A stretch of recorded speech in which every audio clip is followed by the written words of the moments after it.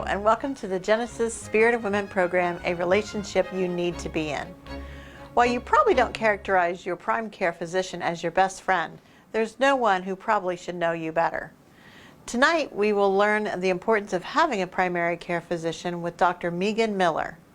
Also, the Genesis Behavioral Health Services Department will share some tips on building stronger relationships with your family and friends during these challenging times.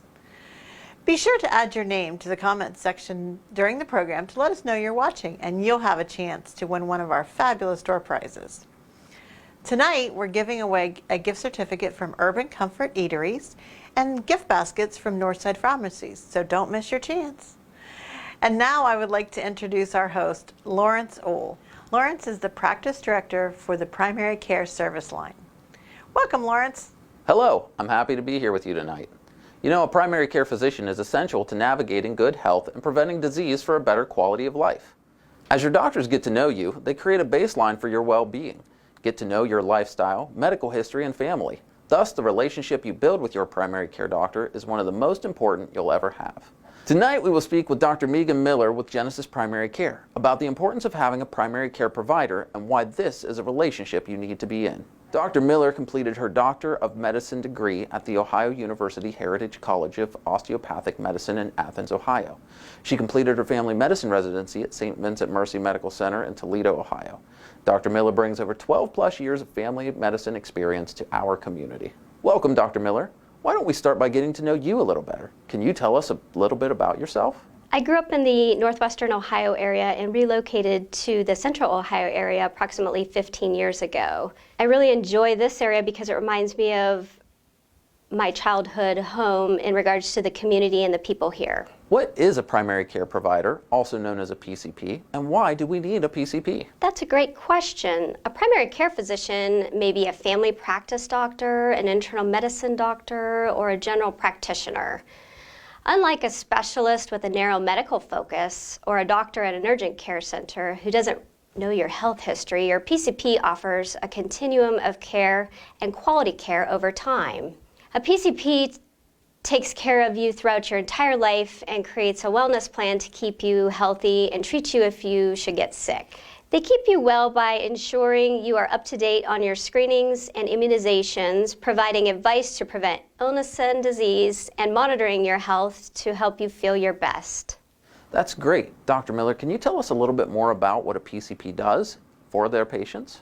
Sure. PCPs track your entire health history, chart when you've been sick, they record what allergies you may have. They follow you through all stages of your life and changing levels of care that requires. Manages a chronic and ongoing condition such as high blood pressure or diabetes. They treat non-emergency illnesses and coordinate care with specialists when needed. They can also perform minor surgeries such as removing skin lesions, warts, or abscesses. Great. What else does a relationship with a PCP provide? Most importantly, we get to know you and talk with you. We discuss what diseases or risk factors you and your family members may have so we can suggest ways for you to stay well.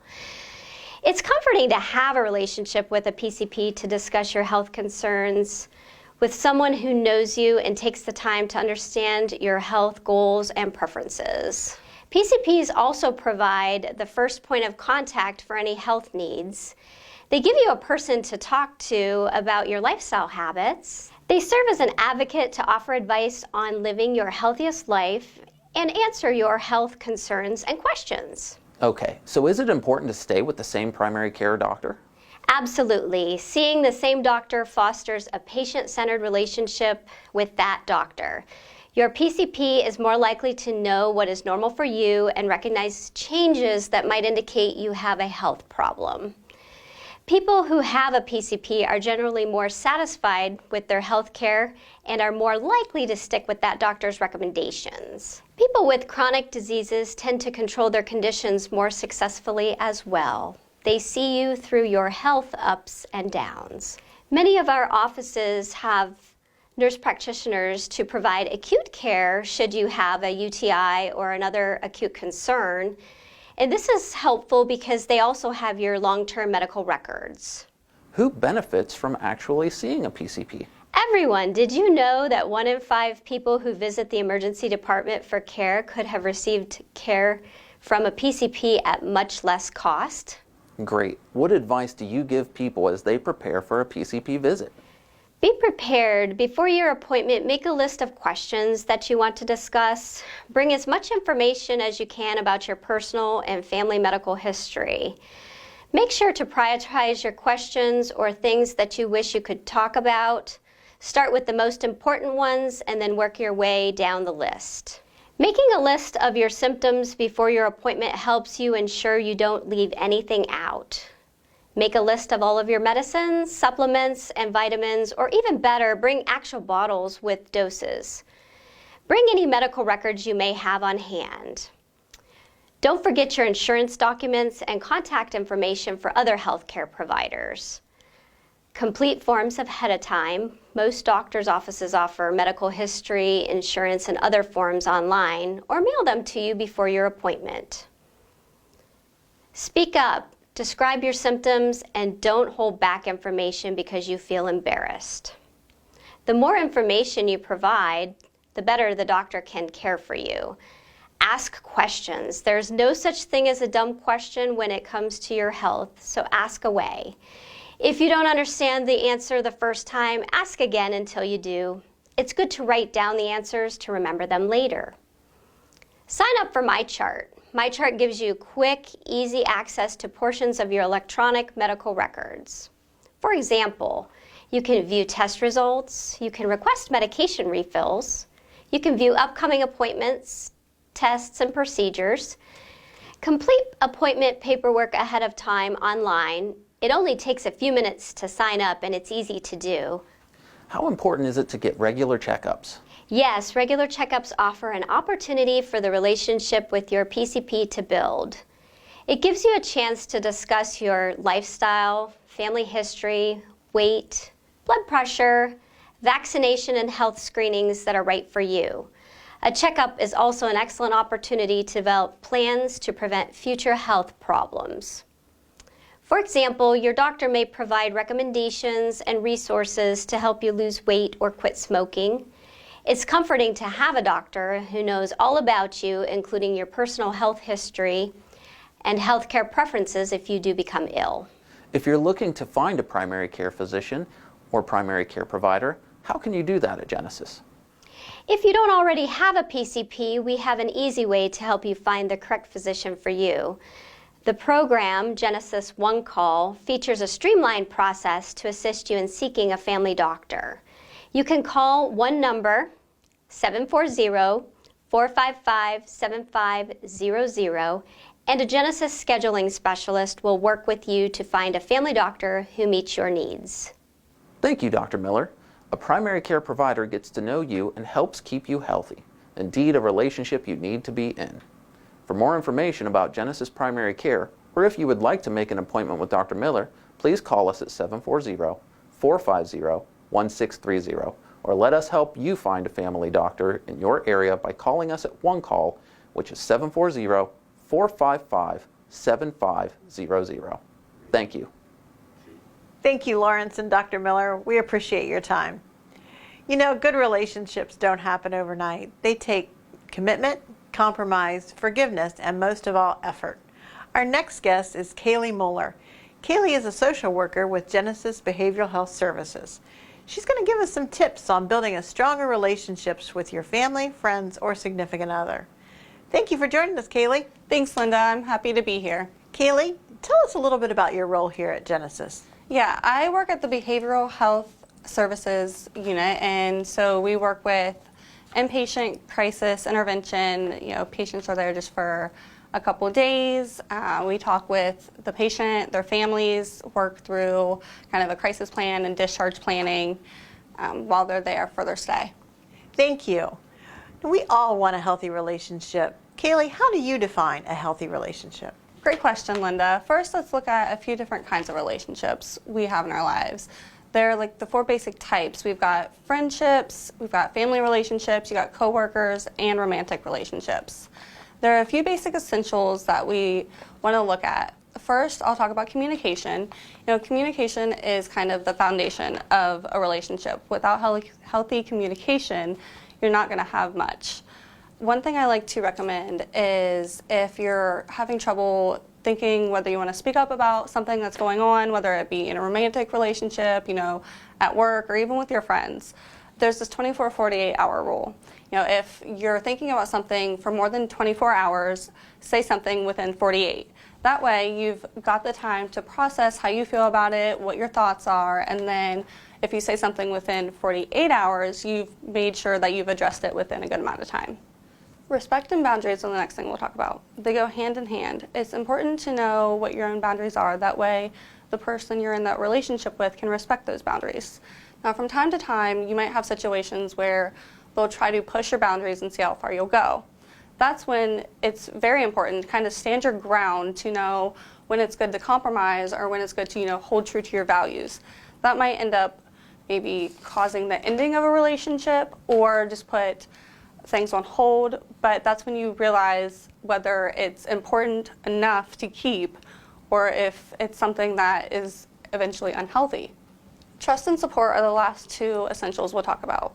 Kind of going back to communication, if you say something and you don't do it, you kind of lose that trust within that person. So trust is one of the easiest things to lose, yet one of the hardest things to gain.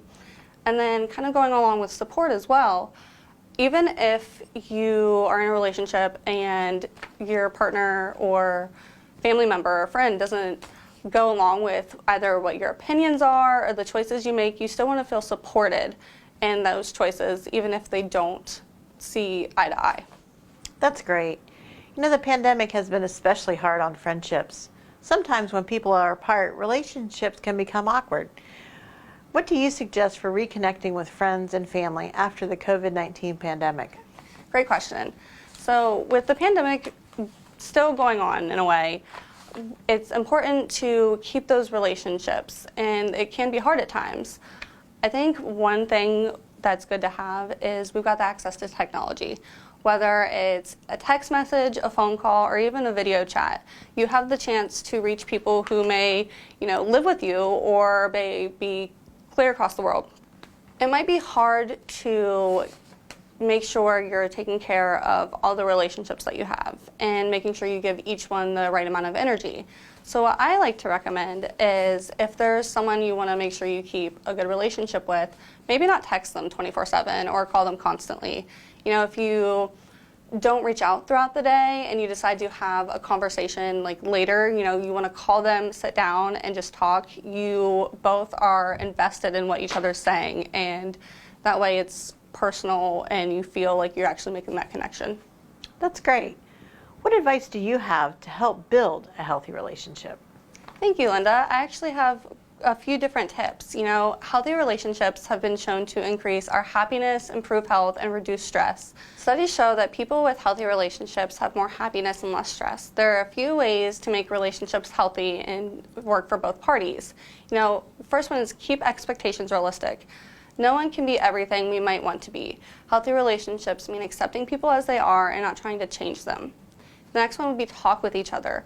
It can't be said enough, communication is essential in healthy relationships. It takes time to be there and genuinely listen to the other person. Try to ask their perspective and understand where they're really coming from. That way they feel that you are genuinely interested. Ask about their feelings, experiences, and interests. It's a good way to know whether that's someone you even want to continue to build that relationship with. Next would be, on the other opposite end of that, sharing information. Studies show sharing information helps relationships begin.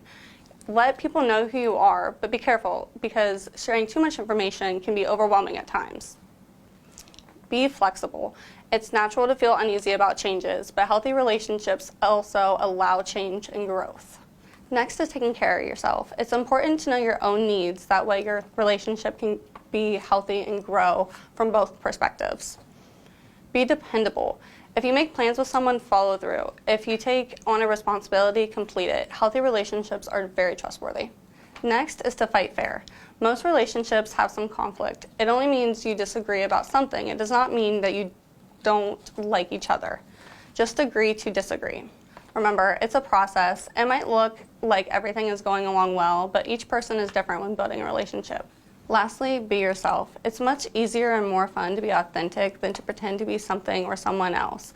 Healthy relationships are made of real people and real connections. I'm sure we could talk about this subject for hours, but in closing, what are other thoughts that you can share with us about relationships? Of course, I agree. I could talk about this for hours, but every relationship is unique.